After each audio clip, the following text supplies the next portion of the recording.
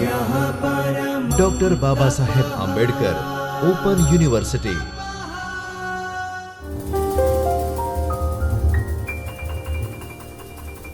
નમસ્તે વિદ્યાર્થી મિત્રો, ડૉક્ટર બાબા સાહેબ આંબેડકર ઓપન યુનિવર્સિટીના શિક્ષણશાસ્ત્ર વિભાગમાં ચાલતા બીએડ ઓડીએલ અભ્યાસક્રમમાં આપનું સ્વાગત છે।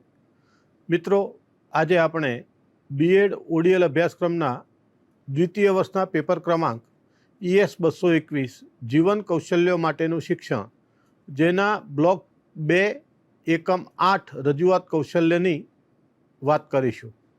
આ વાત આપણે આગળ ચાલુ હતી, એ વાત આજે આપણે આગળ વધારીશું।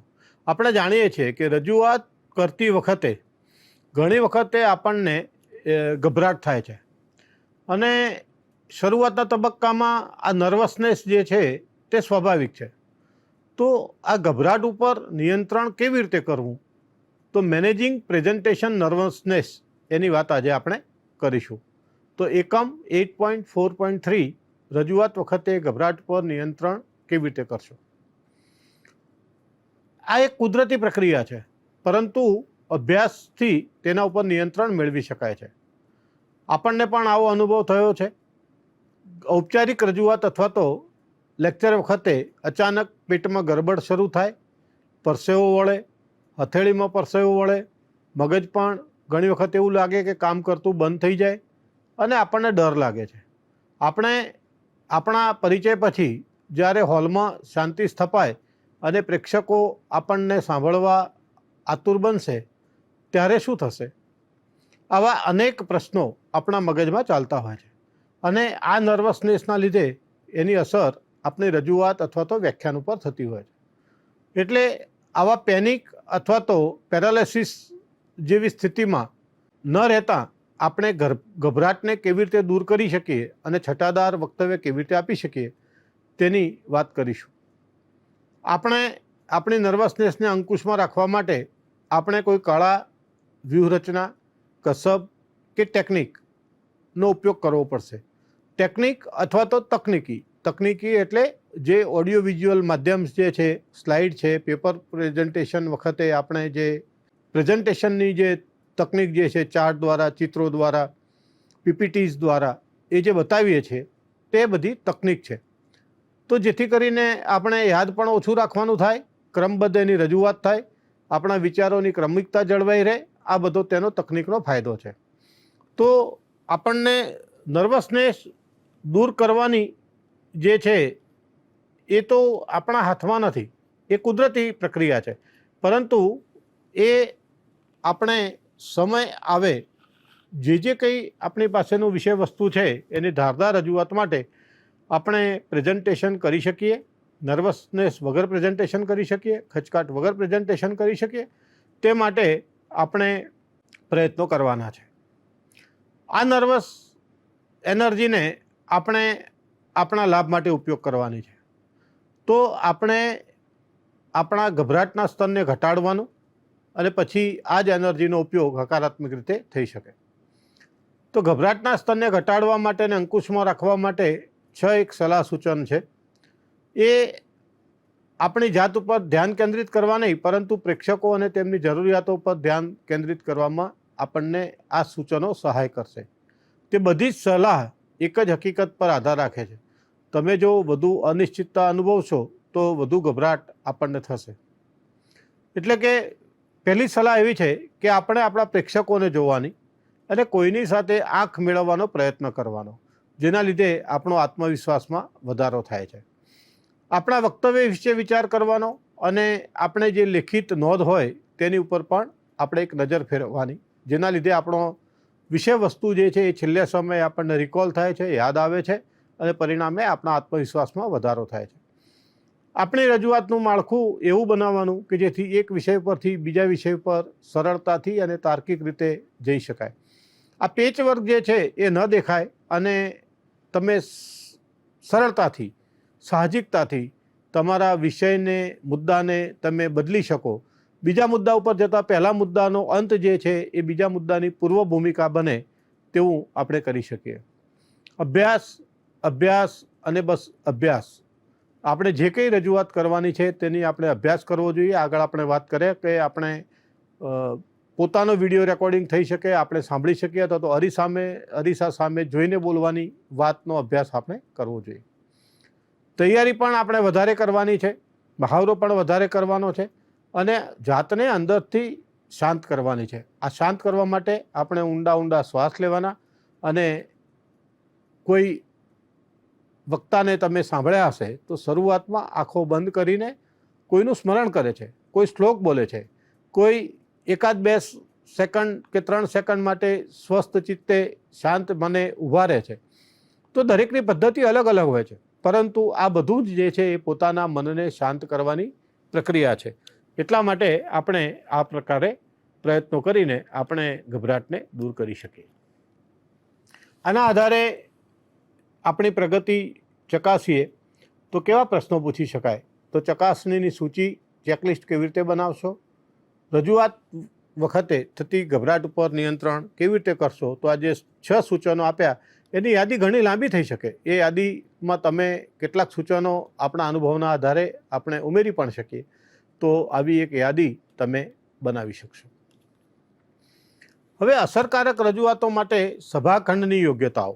સભાખંડ કેવો હોવો જોઈએ? જ્યારે આપણે રજૂઆત કરતા હોઈએ ત્યારે આપણી તૈયારી યોગ્ય સભાસ્થાન અને ચક્ષુગમ્ય, એટલે કે આપણને આંખને ગમે તેવું, પરસ્પર શ્રોતાઓને અથવા તો પ્રેક્ષકોને સ્ટેજ ગમે અને સ્ટેજ ઉપરથી જે કંઈ બોલતા હોય તેમને સભાખંડ ગમે, તો આ બાબત ધ્યાનમાં રાખવાની છે. આગળ આપણે વિઝ્યુઅલ એડ્સની વાત કરી, દ્રશ્ય શ્રાવ્ય સાધનોની વાત કરી, તો એની તૈયારી કેવી રીતે કરવાની છે તેની પણ આપણે વાત કરી છે. પરંતુ આ દ્રશ્ય શ્રાવ્ય સાધનો વાપરતા પહેલાં તમારે એનો વિકલ્પ ધ્યાને લેવાનો. ઘણી વખત આપણે બોલવાનું શરૂ કરીએ ત્યારે ત્યાં કોઈ ટેકનિકલ પ્રશ્ન ઊભો થાય. સમજો કે આપણે લેપટોપની અંદર પાવરપોઈન્ટ પ્રેઝન્ટેશન બનાવીને સરસ મજાનું લઈ ગયા હોય, પરંતુ આપણી રજૂઆત સમયે જે પીપીટી ન ચાલે, ત્યારે આપણી પાસે ચાર્ટ, ચિત્રો અથવા તો આપણી નોંધમાં એ જ પીપીટીની ફોટોકોપી આપણી પાસે હોવી જોઈએ. ઘણી વખત આપણે કોઈ સંવાદ સંભળાવવો છે અને એની આપણે ટેપ રેકોર્ડરમાં કે પેન ડ્રાઈવમાં આપણે એ ફાઇલ સંવાદ આપણે કોપી કરીને લઈ ગયા હોય, એ કોપી પેસ્ટ કરતી વખતે ફાઇલ કરપ્ટ થાય અને કમનસીબે એ ન ચાલે, તો પણ આપણે એનો વિકલ્પ, એ સંવાદ આપણી પાસેથી લેખિતમાં અથવા તો ડાયલોગ જે છે તે લેખિત સ્વરૂપે આપણી પાસે હોવા જોઈએ. તો આ બધી પૂર્વ તૈયારી છે. એટલે કે જે કોઈ તમે શૈક્ષણિક સાધનો, જે દ્રશ્ય શ્રાવ્ય સાધનો તમે તમારા પ્રેઝન્ટેશન માટે તૈયાર કરીને વાપરો છો, તો એની પણ કેટલીક મર્યાદાઓ છે, અને એ મર્યાદાઓની અંદર એ તમારું વ્યાખ્યાન ખરાબ ન થાય તેના માટે તમારે તૈયારી કરવાની છે. એટલા માટે વિઝ્યુઅલ એડ્સ જે કંઈ વાપરવાના હોય, દ્રશ્ય શ્રાવ્ય સાધનો તમે જે કોઈ વાપરવાના હોય, તે દ્રશ્ય શ્રાવ્ય સાધનોની વિકલ્પ તમારી પાસે હોવો જોઈએ. વિશાળ યોગ્ય સભાસ્થાન, એક મોટો હોલ, ઓડિટોરિયમ હોવું જોઈએ. પ્રેક્ષકોની કેટલી સંખ્યા રજૂઆત માટે હાજરી આપવાની છે તે પ્રમાણેનું સભાસ્થાન પસંદ કરવું જોઈએ. અને આ માટે કેટલાક મુદ્દાઓ છે તે જોઈએ. તો લોકેશન, સભાસ્થાનની જગ્યા સરળતાથી મળવી જોઈએ. નકશા પર હોય તો ગૂગલની મદદથી પણ ત્યાં જઈ શકાય. જાહેર વાહનો ત્યાં આરામથી જઈ શકે. વાહનોને પાર્ક કરવા માટે યોગ્ય જગ્યા પણ જરૂરી છે. પ્રેક્ષકો માટે સભાસ્થાનની અંદર અને બહાર બેસવાની, વોશરૂમની વ્યવસ્થા પણ હોવી જોઈએ. આજુબાજુમાં ચા, કોફી કે નાસ્તાની સગવડ પણ હોવી જોઈએ. સભાસ્થાનની અંદર જ્યારે એર કન્ડિશન સભાસ્થાન હોય ત્યારે હોલની અંદર તમે બને તેટલું કોઈ પણ લિક્વિડ, ચા, કોફી કે નાસ્તો એ સભાસ્થાનની અંદર વ્યાખ્યાન સમય દરમિયાન કે પાણી ન પીરસાય તેનું ધ્યાન રાખવું જોઈએ. જો વ્યાખ્યાન લાંબુ થવાનું હોય તો પણ વક્તાઓ સિવાય બને ત્યાં સુધી જેને પણ જરૂરિયાત હોય તે નજીકના સ્થળે જઈને એ પાણી પી શકે. હોલની બહાર જ, પ્રવેશ દ્વારની બહાર જ એની વ્યવસ્થા હોય, ત્યાં જઈને પી શકે તેવી વ્યવસ્થા હોવી જોઈએ. કારણ કે આ બધી કુદરતી સાહજિક પ્રક્રિયાઓ છે. વધુ પાણી પીવાથી, ઠંડુ વાતાવરણ હોવાથી તેને બહાર વારંવાર વોશરૂમ જવાની પણ પ્રેક્ષકને ઊભા થવાની જરૂરિયાત ઊભી થાય, એટલે બંને પક્ષે ખલેલ પહોંચે. એટલા માટે આ બધી વ્યવસ્થાઓનો આપણે કુદરતી સાહજિક ક્રિયાઓનો વિચાર કરીને આપણે વ્યવસ્થાઓ ઊભી કરવી જોઈએ. બીજું છે કે સભાસ્થાન કેવું હોવું જોઈએ. તો જે લેક્ચર હોલ જે છે એ વાતાનુકૂલિત હોય તો બહુ સારું, ના હોય તો એર કન્ડિશન, ના હોય તો પંખાઓ પૂરતા હોવા જોઈએ, હવા ઉજાસવાળું હોવું જોઈએ. કેટરિંગની વ્યવસ્થા આપણે કહ્યું તેમ, જો પ્રેક્ષકો દૂરથી આવતા હોય તો ક્લોકરૂમની વ્યવસ્થા. ક્લોકરૂમ એટલે કે એમના વેલ્યુએબલ્સ જે છે, એમના ફોન વગેરે જો અંદર આપણે એલાઉ ન કરતા હોય, કોઈ વીઆઈપી હોય, કોઈ ડાયસ આપણી સાથે શેર કરતું હોય કે જે સિક્યુરિટીના સંદર્ભે, તો એ પોતાના કિંમતી સામાન ત્યાં રાખી શકે, તેના માટે ક્લોકરૂમની વ્યવસ્થા. વધારાનો સામાન લઈને આવ્યા હોય તો તે ક્લોકરૂમની અંદર મૂકી શકે તેવી વ્યવસ્થા. શૈક્ષણિક રમતો માટે યોગ્ય અને અનુકૂળ જગ્યા હોવી જોઈએ. જો આપણે આપણા વ્યાખ્યાન દરમિયાન કોઈ એવી રમત રમાડવાના હોઈએ તો પણ આપણે તેની વ્યવસ્થા અંદર હોલમાં એટલી મોકળાશ હોવી જોઈએ, અથવા તો બેઠક વ્યવસ્થા આપણે એ પ્રમાણે રાખવી જોઈએ. ઇકોસ્ટિક અને સાઉન્ડ પ્રૂફિંગ હોલ હોવો જોઈએ. આપણો અવાજ બહાર ના જાય, બહારનો અવાજ અંદર ના આવે, તે પ્રકારની વ્યવસ્થા હોવી જોઈએ. ઇલેક્ટ્રોનિક ઉપકરણો જેવા કે ફોટોકોપી, પ્રિન્ટિંગ, ઈમેલ વગેરેની વ્યવસ્થા હોવી જોઈએ. ત્યાં જે વ્યવસ્થાઓ જે છે સાઉન્ડની વગેરેની, ત્યાંની બાજુમાં જ સ્વયંસંચાલિત સાધનો પણ હોવા જોઈએ કે જેથી કરીને એક જ જગ્યાએથી તે બધું ઓપરેટ થઈ શકે. અને એ સામાન્ય રીતે પ્રેક્ષકોને માટે વિઝિબલ ન હોય, દેખાય નહીં તેવા પ્રકારે ગોઠવવું જોઈએ. ઘણા બધા અતિરિક્ત પાવર પોઈન્ટ્સની જરૂર નથી હોતી. જેટલા જરૂરી હોય છે તેટલા યોગ્ય જગ્યાએ હોવા જોઈએ, જેથી કરીને વધુ પડતા વાયર, કેબલ્સ ખેંચવા ન પડે.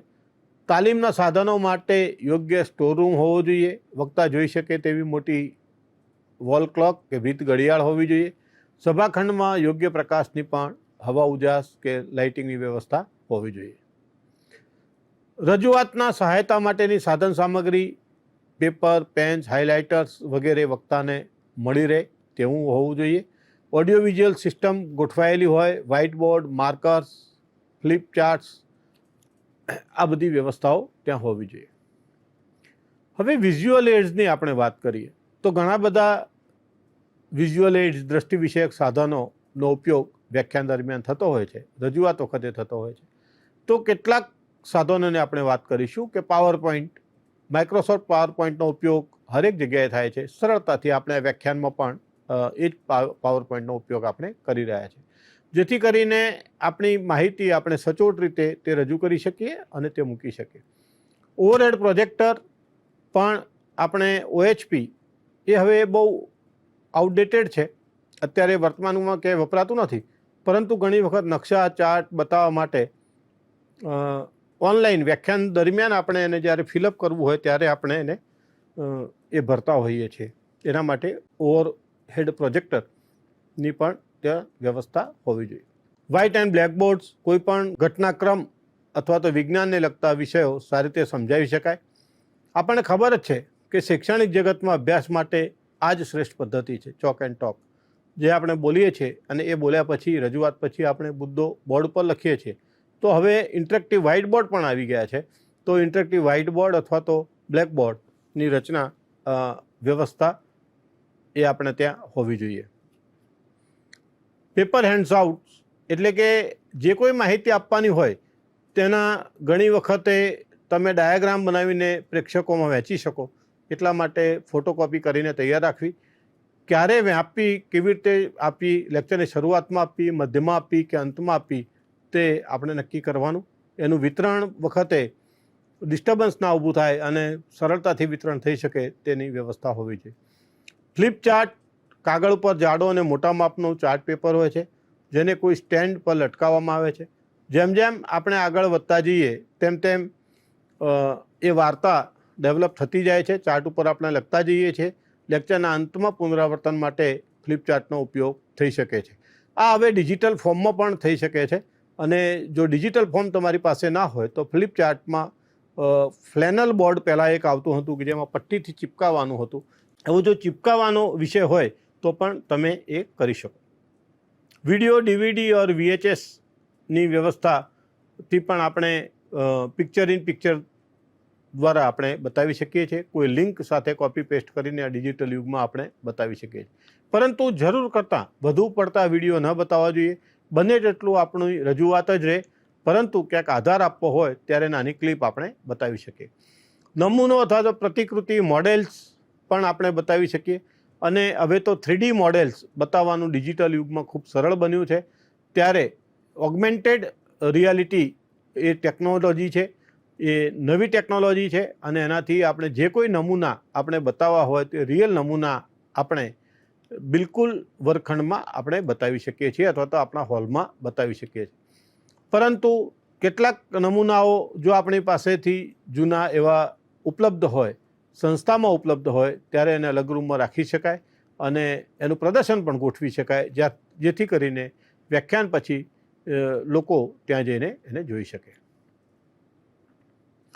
તો મિત્રો, આપણે આ જે ચર્ચા કરી તેના આધારે કેવા પ્રશ્નો પૂછી શકાય? તો અસરકારક રજૂઆત માટે સભાખંડની મુખ્ય જરૂરિયાતો કઈ કઈ છે અને દ્રષ્ટિ વિષયક સાધનો કયા કયા છે?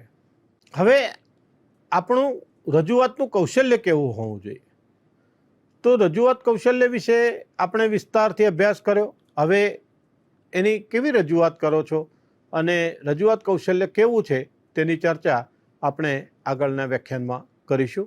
કારણ કે આ એકમ જે છે એ પૂર્ણ થવાની સમીપ છે, એટલા માટે આ મુદ્દાને આપણે અહીંથી અટકાવીએ છીએ. નમસ્કાર. स्वाध्यायः